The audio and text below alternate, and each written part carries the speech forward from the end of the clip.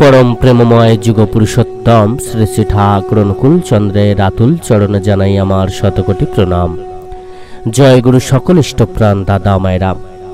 सकाल बेला उठेई এই ভুল কাজটা কিন্তু করবেন না। এই একটি ভুল যেটা আমাদেরকে সারা জীবন দুঃখ কষ্ট জ্বালার মধ্যে নিমজ্জিত করবে। এই একটি ভুল যেটা আমাদের জীবনকে তছনছ করে দেবে। আমরা প্রত্যেকেই সকালবেলা ঘুম থেকে উঠেই এই ভুলটা কিন্তু বারবার করে করতে থাকি। বর্তমান সমাজের প্রত্যেকটা মানুষ দুঃখ কষ্ট নানা সমস্যার মধ্যে যেন নিমজ্জিত হয়ে আছেন। প্রত্যেকে বিভিন্ন প্রকার জ্বালা যন্ত্রণার মধ্যে জর্জরিত হয়ে আছেন। আজকে প্রত্যেকের সাথে দেখুন একটা দূরত্ব তৈরি হয়ে যাচ্ছে। পারস্পরিক সম্পর্কবিহীন পৃথিবী আজকে তৈরি হচ্ছে। প্রত্যেকটা মানুষের মধ্যে একটা অদ্ভুত ক্লৈব তৈরি হয়েছে। এর মধ্যে যেন ডুবে আছে প্রত্যেকটা মানুষ। জড় জগতের সমস্ত রকম আয়াসের সম্ভার নিয়ে অজ্ঞান শিশুর মতো খেলা করে চলেছে। বর্তমান যুগের ছেলেমেয়েরা দেখুন মোবাইল, ল্যাপটপ, কম্পিউটার গেম এই সমস্ত বিভিন্ন জিনিস নিয়ে খেলা করে চলেছে একা একা ঘরের মধ্যে। প্রত্যেকটা ফ্যামিলি যেন বিচ্ছিন্ন হয়ে যাচ্ছে। নিউক্লিয়াস ফ্যামিলি তৈরি হচ্ছে, যে ফ্যামিলিগুলো আনুবীক্ষণিক যন্ত্র দিয়ে হয়তো কিছুদিন পরে দেখতে হতে পারে। পরিবারগুলি সমবয়সী ছেলেমেয়েরা তাদের খেলার সঙ্গী পাচ্ছে না, তাই কিন্তু আজকে এত মোবাইল, টিভি, ল্যাপটপ এর মধ্যে ছেলেরা ডুবে যাচ্ছে। এই যে বর্তমান সমাজ, এরকম সব মানুষের মনোজগতে এই সমাজকে ঠিক করতে, আশার আলো জ্বালাতে, তাদের চৈতন্য দীপ্ত জগতে পৌঁছে দিতে যারা পরম পিতার প্রতিভু হয়ে যুগে যুগে আবির্ভূত হয়েছেন শ্রী শ্রী ঠাকুর অনুকূলচন্দ্র তাদের মধ্যে অধুনাতম। তারা সবাই যেমন তাদের দর্শনে মননে ধর্ম সম্মেলনে সমাবেশে মানুষকে বোঝাতে চেয়েছেন জাত ধর্ম মত দেশ ভাষা নির্বিশেষে মানুষের সঙ্গে মানুষের সুসম্পর্কটাই বড় কথা। ঈশ্বরের প্রতি অভিনিবেশ তথা ইষ্টপ্রাণতাই শ্রেষ্ঠ মনন। বিদ্বেষ হিংসাবিহীন জীবনই প্রিয়তম জীবন। শ্রী শ্রী ঠাকুর তাঁর ঝর্ণা স্রোতধারার মতো অজস্র অমৃত নিঃসন্দেহ কথায়, তাঁর দিব্য সাহিত্যে সে কথাটাই মানুষের মর্মে পৌঁছে দিতে চেয়েছেন। তাঁর দিব্য দর্শনে অর্থাৎ ঈশ্বরানুভূতি নিয়ে মনোপ্রাণে আত্মায় সততা এবং সদাচার নিয়ে সুস্থতা স্বচ্ছতার বাতাবরণে মন মুখের আলাদা আইডেন্টিটি বা পরিচয় না রেখে, কপটতার বিন্দুমাত্র অবকাশ না রেখে জীবন বৃদ্ধিত এই রসায়নে আজীবন আকণ্ঠ নিমজ্জিত থেকে জীবনের পথে স্বপরিবেশে এগিয়ে চলা, সন্ন্যাসীর উন্নাসিকতা নিয়ে সাংসারিক কর্তব্যকে এড়িয়ে যাওয়া শ্রী শ্রী ঠাকুর কিন্তু চাননি। এই যে তথাকথিত সংসার, আমরা বলি আমরা সংসার করছি, কি যে করছি তা আমরা নিজেরাই জানি। এখানেও সঠিকভাবে টিকে থাকাটাও কিন্তু সন্ন্যাস জীবনের থেকে কম কঠিন নয়। বর্তমান যুগে যা জ্বালা, একটা সংসারে টিকে থাকা, সংসারে টিকে থেকে আবার ভগবানের নাম জপ করা, ভগবানকে ডাকা, এ সত্যি বড় কঠিন কাজ।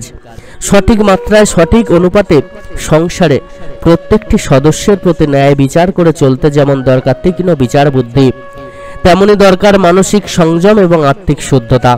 উদাহরণ হিসাবে আমাদের সম্মুখে যেমন দিব্য বিভায় আলোকিত হয়ে আচার্যদেব শ্রী শ্রী দাদা সহ ঠাকুর পরিবারের প্রত্যেক মাননীয় সদস্যরা বিরাজ করছেন।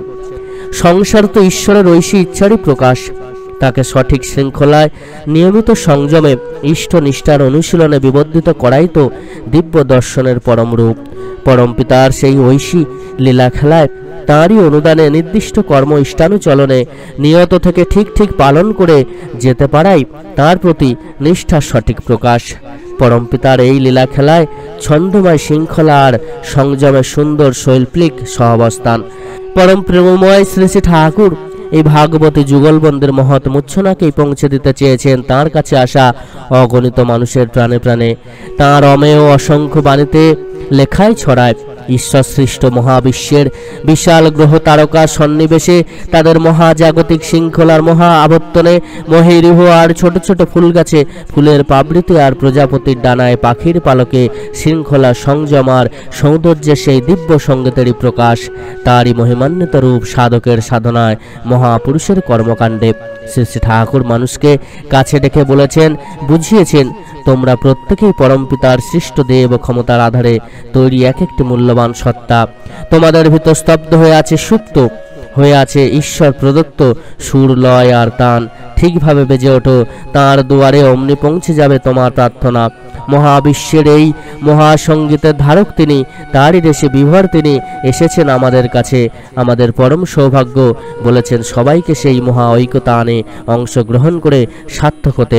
এবারে দেখি শ্রী শ্রী ঠাকুরের সঞ্জীবনী শক্তিধারী অমৃতবাহী সেই অগণন বাণ ধারা কেমন করে ভাবে আদর্শে রঙে রসে রূপে বিভিন্ন বিষয়ের আঙ্গিকে বাস্তবের প্রক্ষালনে অগণিত মানুষের প্রাণ দিব্য চেতনার অস্তিত্বের বৃদ্ধির আর বিবর্ধনের সারা জাগিয়ে এক চিরন্তন প্রেরণায় উদ্দীপিত এবং সন্দীপিত করে রেখেছে। শ্রীমদ্ ভগবদ গীতার 4th অধ্যায়ে শ্রীকৃষ্ণ অর্জুনকে বলেছেন, যদা যদা হি ধর্মস্য গ্লানি ভবতি ভারত অভ্যুত্থানম ধর্মস্য তদাত্মানং সৃজামহম পরিত্রাণায় সাধুনাং বিনাশায় চ দুষ্কৃতাম ধর্ম সংস্থাপনার্থায় সম্ভবানি যুগে যুগে। এখানে একটু বলে নেওয়া দরকার, বিনাশ মানে কিন্তু উৎপাদন বা ধ্বংস নয়। শ্রীধর স্বামী বলেছেন, দুষ্ট নিগ্রহে তাহার নির্দয়তা শঙ্কা করা উচিত নয়। বালকের শাসনে মাতার যেমন বালকের প্রতি অকারুণ্য হয় না, সেইরূপ দুষ্টের দমনে গুণ দোষের নিয়ন্তা পরমেশ্বরেরও তাহাদের প্রতি অকারুণ্য হয় না। বিভিন্ন শাস্ত্রে, পুরাণে এবং সেসবের দার্শনিক ভাষ্যে আমরা দেখতে পাই, অসাধুকে অর্থাৎ সাধু বা সজ্জন সাধারণ নিয়ম মেনে চলেন। যারা অসাধু হন তাদেরকেও কিন্তু পরমেশ্বর পরিত্যাগ করেন না।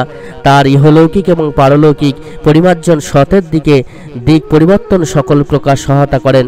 সেই দিব্য প্রয়াস, সেই দিব্য প্রেম, দিব্য বিভায় শ্রী শ্রী ঠাকুর অনুকূলচন্দ্রের অমৃত নির্ঝর কথা আর সাহিত্যে চিরভাস্বর। তাই বোধহয় খুবই সঙ্গতভাবে সকল দেশের সতের ঐতিহ্যকে সম্মানের সাথে সমীহ করে আজ সকল জেলখানার নাম পরিবর্তন করে দেয়া হয়েছে সংশোধনাগার।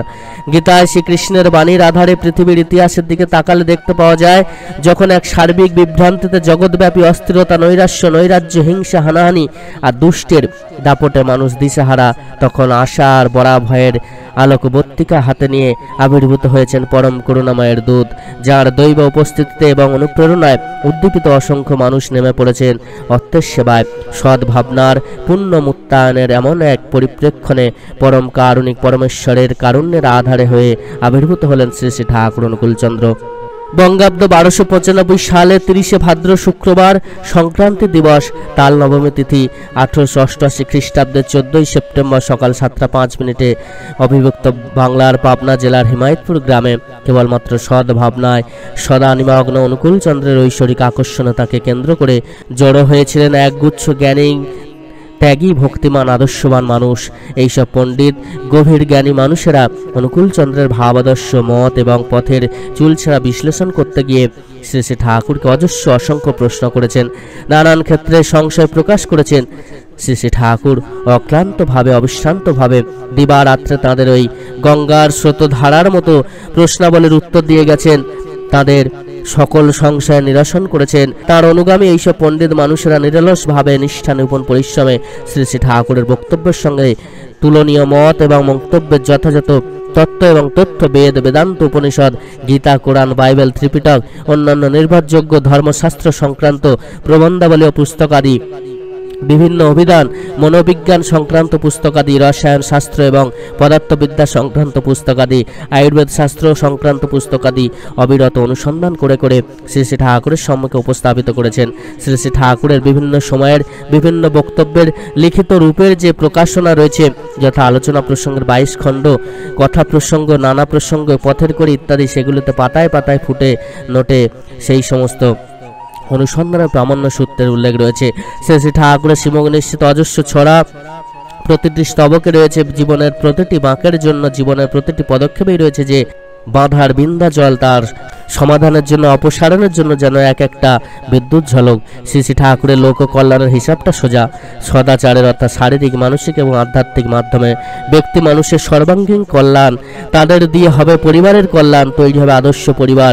সেই সব পরিবারই শোষণহীন, অহিংস সমাজের ভিত্তি তৈরি করে দেবে। সেই সব সমাজ বাঁচাবে দেশকে সর্বরকম অবক্ষয়ের হাত থেকে, বাঁচবে পৃথিবী রোগ শোক অন্যায় অবিচারের নারকীয় যন্ত্রণা থেকে, দিগন্ত থেকে দিগন্তে অনুরণিত হবে শ্রী শ্রী ঠাকুরের মহামন্ত্র মা মৃয়স্য মা জহি সক্ষত চেত মৃত্যুম অবলোপায় স্বস্তিময়। জীবনের অধিকারী হয়ে উঠবে পৃথিবীর সমস্ত মানুষ। এই সব কথা শুধু কথা স্তরে রাখেননি শ্রী শ্রী ঠাকুর, দেখিয়েছেন দৃষ্টান্ত স্থাপন করে কাজে কথায় লেখায়, কলকারখানা বিদ্যুৎ ব্যবস্থা গবেষণাগার পাঠাগার বিদ্যালয় ছাপাখানা পুস্তকপত্র পত্রিকার প্রকাশনা, সেই তৎকালীন অজপাড়াগা হিমায়তপুরে দেশভাগ পরবর্তীকালে কপদ্মহীন অবস্থায় দেওঘরেও সেই সবেরই প্রায় অলৌকিক পুনরাবৃত্তি। অবশ্য অলৌকিক না বলে বলা উচিত অসামান্য কর্মশৈলীর সামান্য সাংগঠনিক পুনঃসংস্থাপন, কারণ অলৌকিক শব্দটি শ্রী শ্রী ঠাকুরের অনুপ্রেরিত কর্মযজ্ঞে অনুপস্থিত। সেখানে সবাই জানে কৃপা মানে করে পাওয়া, প্রত্যেকেই জানে করাই পাওয়ার জন্যে, জানে অপরের মঙ্গল চিন্তায় নিজ মঙ্গলের প্রসূতি। শ্রী শ্রী ঠাকুর চেয়েছিলেন তার এই সর্বকল্যাণকামী আদর্শ বাস্তবে রূপায়িত হয়ে উঠুক প্রত্যেকের অন্তরে। প্রত্যেকটা বিশ্ববিদ্যালয়ে যেন প্রত্যেকটা ছাত্র নিজেদেরকে এই বিশেষ শিক্ষায় শিক্ষিত করে তুলতে পারে, তবেই তো এই সমাজ ভালো হবে, তবেই তো এই সমাজে প্রত্যেকটা গৃহ সুন্দর সুমধুর হয়ে উঠবে। মানুষ যদি না মানুষের মতো মানুষ হতে পারে, তাহলে কিভাবে এই সমাজ ভালো থাকবে, কিভাবে আমরা ভালো থাকতে পারবো? আমরা সবার প্রথম যে ভুলটা করে থাকি সকালবেলা ঘুম থেকে উঠে, অর্থাৎ আমাদের জীবনের শুরু থেকেই, আমরা যখন আমাদের জন্ম হচ্ছে, আমাদের যখন জ্ঞান হচ্ছে, তখন থেকেই আমরা কিন্তু বিশেষ একটি ভুল করে থাকি।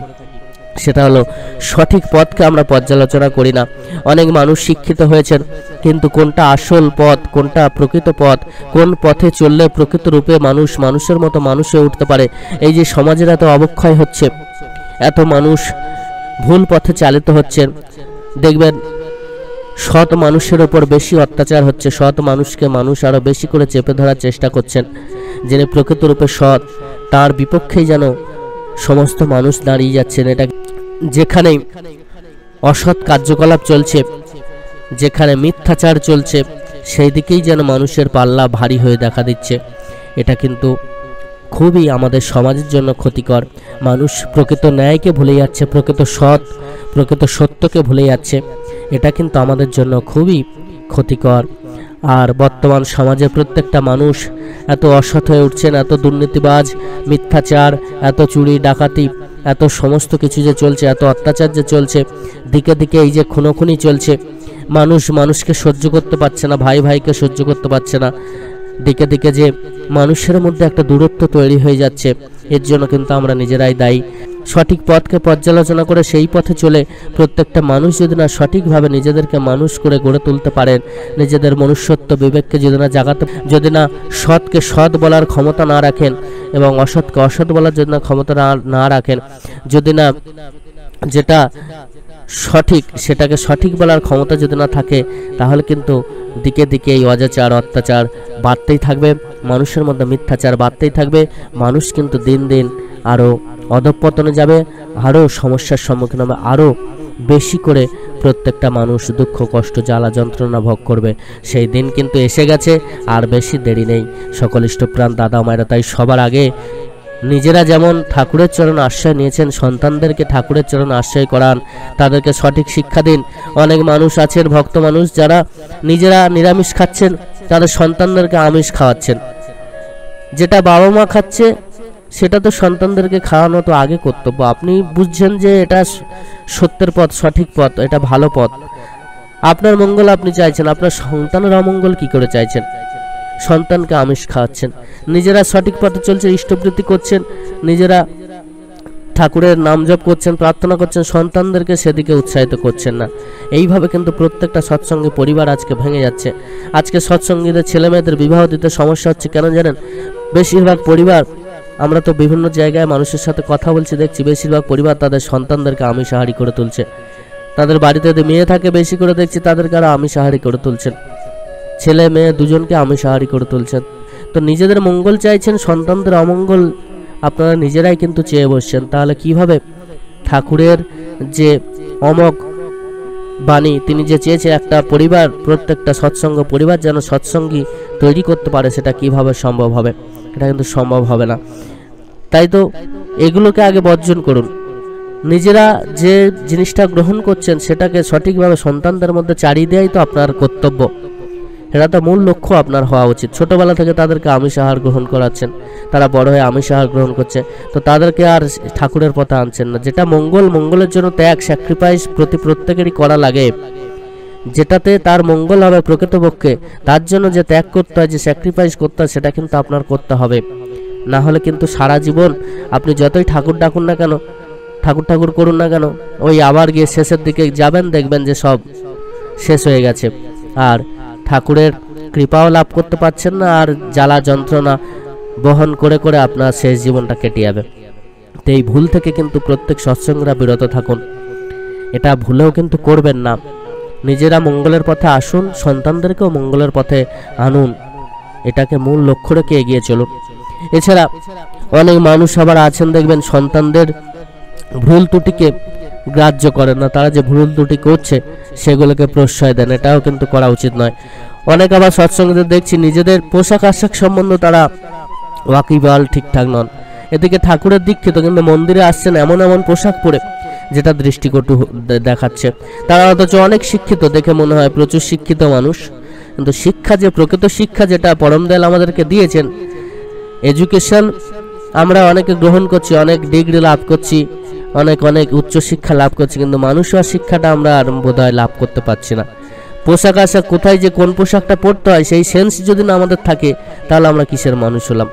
পোশাক আশাক সমস্ত পোশাকই পরা যায়, কিন্তু তার একটা নির্দিষ্ট জায়গা থাকে, তো সেই জায়গাগুলো আমরা ভুলে ফেলি। মন্দিরে আসছি এমন পোশাক পরে আসছি যেটা সবার কাছে দৃষ্টিকটু লাগছে, এটা কিন্তু করবেন না। ভদ্রভাবে যেখানে যেমন পোশাক পরা উচিত সেই ভাবে কিন্তু পোশাকটা পরুন। এটা ছাপ নিজেদের মধ্যে আধুনিকতার ছাপ লাগিয়ে নিজেদেরকে মডার্ন ভাবতে থাকেন, আর মডার্ন ভাবে ঘোরার চেষ্টা করেন। মডার্ন ভাবে ঘোরার চেষ্টা করলে ড্রেস বেস পরলে মডার্ন হওয়া যায় না। মডার্নটা নিজেদের কর্মে হতে হবে, নিজেদের আচার ব্যবহার হতে হবে, নিজেদের কথাবার্তায় হতে হবে।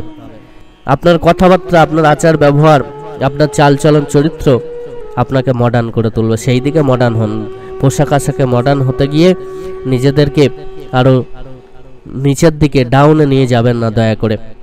সকল ইষ্টপ্রাণ দাদা মায়েরা প্রত্যেকে খুব ভালো থাকবেন। আর সকালবেলা ঘুম থেকে উঠেই কিন্তু অনেকে ইষ্টবৃত্তিটাকে অবহেলা করেন, যখন তখন করছেন, অনেকে প্রার্থনা সময় মতো করছেন না, অনেকে নাম জপ করছেন না।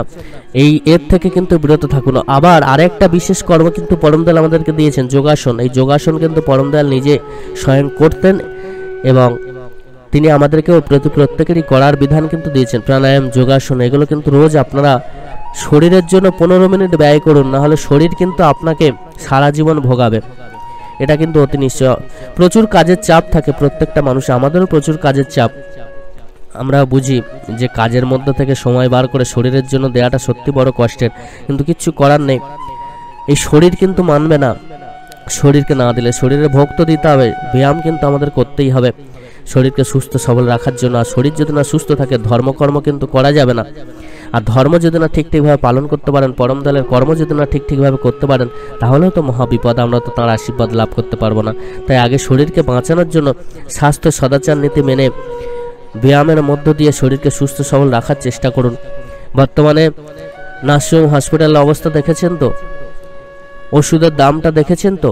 তাই শরীর যদি অসুস্থ হয় কি যে সমস্যা হবে তা কিন্তু ইয়াত্তার বাইরে। ছোট ছোট যে সমস্ত সমস্যা সেগুলো কিন্তু ওই ব্যায়াম বলুন, স্বাস্থ্য সদাচার নীতি বলুন, এগুলো মেনে চলার মধ্য দিয়ে সহজেই কিন্তু সমাধান করা যায়। রোজ সকালবেলা থানকুনি পাতা খাওয়া, ত্রিপালি খাওয়া, এগুলো কিন্তু আপনারা অতি অবশ্যই করবেন, যাতে করে আপনার শরীর সুস্থ থাকবে। সকলে খুব ভালো থাকবেন।